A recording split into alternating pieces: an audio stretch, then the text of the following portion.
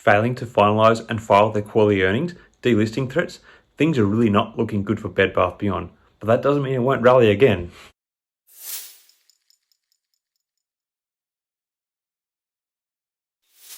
Hi everyone, I hope you're all having a great day. Today we're discussing the recent news surrounding Bed Bath Beyond stock, ticker symbol BBBY, and how the stock shapes up as it looks forward to next week. As many of you may know, the company has disclosed a problem in an 8K filing and admitted to a threat of delisting. They have reported a loss of $393 million and a cash burn rate of $139 million per month, as we have discussed in the past. And here I am speculating, but I think they must have such a low amount of cash on hand that if it gets put in print, it could be bye-bye Bed Bath Beyond. I'm talking insolvency here, at least in the eyes of their creditors. While the board have stated that they plan to file their quarterly report as soon as possible to regain compliance with the listing rules, I think this actually buys the company some breathing room, as I suspect by publishing their full financial reports, it will really scuttle the stock value and public sentiment and put the company in a weaker negotiating position as it tries to broker a deal to save the company. Of course, anyone negotiating with Bed Bath Beyond will be able to see these numbers, but if they have public sentiment turning further against the company, it devalues the company more, and therefore those negotiating with Bed Bath Beyond, of which I believe there are two parties, Authentic Brands and Sycamore Partners, will have more negotiating power and possibly be able to get a better deal on their part and say a worse one for Bed Bath Beyond. This news has caused opinions to be sharply divided among traders, with some estimating that the company will have less than $200 million in cash by February. However, as we all know, this has not stopped many retail traders getting around the stock to try and trigger a short squeeze, which I will talk more about soon. In light of these financial difficulties, it's likely that either Sycamore Partners or Authentic Brands will buy Bed Bath Beyond out of bankruptcy, which we've just sort of mentioned.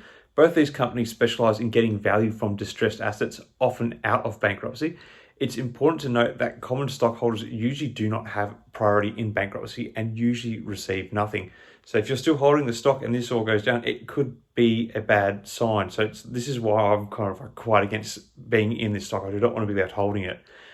If the company does file for Chapter 11 bankruptcy, it's likely that they will be purchased by one of these companies, who will then look to either cut costs at the stores or maximize online sales.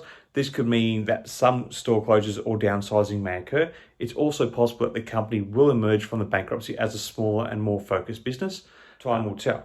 Anyway, flipping back to the short squeeze, which I'm sure is what interests most people here. While we have seen a bit of a rally in recent weeks, the stock this week seems to be firmly on a downward trajectory. I think reality is starting to dawn on more and more retail traders of just how dire the situation at Bed Bath Beyond actually is. Currently, the stock has a 55% short interest with an average days to cover of 0.3 days and a whopping borrow fee of over 200%. This makes me think that while the company is doing terribly, we may have the opportunity to see the stock have another sharp upward rally when the trade gets underway again on Monday. Now, it's important to keep in mind that this is all speculation at this point, and we will have to wait and see what happens next. However, with the market capitalization being under $500 million for several weeks now, discussions about Bed Bath Beyond stock have actually started to slow down on Reddit, as retail investors have started to turn their interest to other stocks. In light of this, if we do indeed see the stock pop on Monday, even though there is a heavy short interest behind, I don't think we will be seeing the heights of the last rally achieved again, though I could be totally wrong on that. Looking at this hourly chart, there are a few technical points that do support the idea of another rally. Firstly, we can see the stock has moved below the moving average mark of the Bollinger Bands. Now, if I add in a couple of trend lines, we can actually capture quite a nice wedge shape forming. The wedge has a stable base at the $3.34 mark, but captures a trend of lower highs. Anytime a wedge forms like this in a stock, it can be a sign of a bit of a breakout coming. Basically at the pinpoint, almost like an ignition point, you could think of it. To which this makes me think that we could very well see a breakout come on Monday, potentially given the technicals in the stock. How high? Well, I'll be looking for a minimum of a return to the moving average, which is currently $3.67 and obviously very conservative.